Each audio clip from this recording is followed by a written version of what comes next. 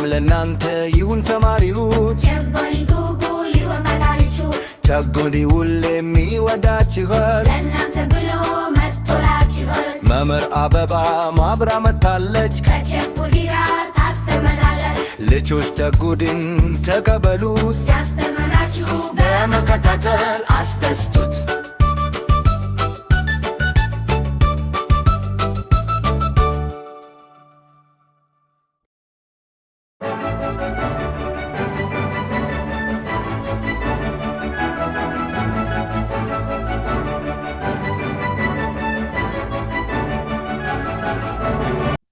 ሰላም ልጆችዬ፣ በድጋሚ ስለተገናኘን በጣም ደስ ብሎኛል። በአዲሱ መዝሙራችን ተደሰትን አይደል? ደስ ይላል። የዛሬ ትምህርታችን ስለ ዱር እንስሳ ነው። ስለ ዱር እንስሳ ደግሞ መምህርት አበባ በደንብ ታስተምረናለች። ልጆችዬ ዝግጁ ናችሁ? ወደ ትምህርታችን እንሂድ። ሰላም ልጆችዬ፣ እንዴት ናችሁ? ዛሬ በድጋሚ ስላገኘኋችሁ በጣም ደስ ብሎኛል። ከጨቡዴ ጋር በጣም ተዝናናል አይደል? እናመሰግናለን ልጆች። ዛሬ ስለ እንስሳት እንማራለን። አሁን ወደ ትምህርታችን እንሂድ። በመጀመሪያ የምናየው የእንስሳ አይነት ዝሆን። ዝሆን በምድር ላይ ከሚገኙ ትልልቅ የመሬት እንስሳት መካከል አንዱ ነው። ረጅም አፍንጫ፣ ትልቅ ጆሮና ጥርሶች አሉት። ዝሆኖች በቡድን ይኖራሉ እና በጣም ብልሆች ናቸው። ቅጠል፣ ሳር፣ ፍራፍሬና ቅርንጫፎችን ይመገባሉ። በዋናነት በአፍሪካና ኤዥያ ይገኛሉ። አስደሳች እውነታ!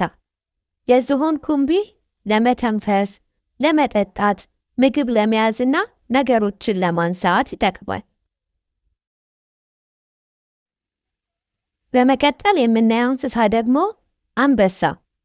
አንበሳ በዓለም ላይ ካሉ በጣም ኃይለኛ የዱር እንስሳ መካከል አንዱ ነው። የእንስሳት ንጉሥ ተብሎም ይጠራል።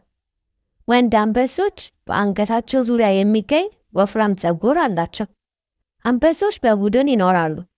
ስጋ በመመገብም ይኖራሉ። በዋናነት በአፍሪካ የሳር ሜዳዎችና የዱር አካባቢዎች ይገኛሉ። አስደሳች እውነታ! የአንበሳ ጩኸት እስከ 8 ኪሎ ሜትር ሊሰማ ይችላል። በሶስተኛነት የምናየው እንስሳ ደግሞ የሜዳ አህያ። የሜዳ አህያ በጥቁርና በነጭ መስመሮች የተሸፈነ ውብ የዱር እንስሳ ነው። ከፈረስ ቤተሰብ ውስጥ ይመደባል። እያንዳንዱ ሜዳ አህያ ልዩ ልዩ የመስመር ቅርጽ አለው፣ ልክ እንደ ሰው የጣት አሻራ። ሜዳ አህያዎችን በቡድን ይኖራሉ እና ሳር በመመገብ ይኖራሉ።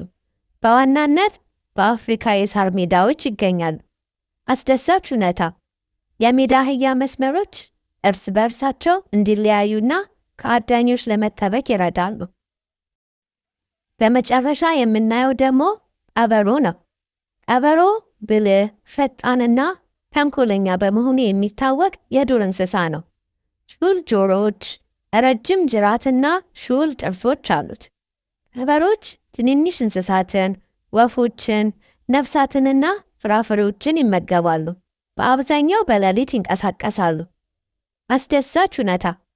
ቀበሮ በጣም ጥሩ የመስማት ችሎታ ስላለው በሳር ወይም በበረዶ ስር ያሉ ትንንሽ እንስሳትን በቀላሉ ያገኙ ይችላሉ። ልጆችዬ፣ ለዛሬ ስለ እንስሳ ያዘጋጀሁላችሁን ትምህርት በበቂ እንደተረዳችሁ ተስፋ አደርጋለሁ። ስላዳመጣችሁኝ ደግሞ በጣም አመሰግናለሁ። ቀጣይ በሌላ ትምህርት እንገናኛለን። ቻው! ልጆችዬ፣ ከመምህርት አበባ የነበሩን ትምህርት በደንብ ተከታተላችሁ። ወደዳችሁት? ስለ ዱር እንስሳስ በቂ እውቀት አገኛችሁ? ደስ ይላል። እኔም ደስ ብሎኛል። በቀጣይ ደግሞ በሌላ ትምህርት እንገናኛለን። ቻው!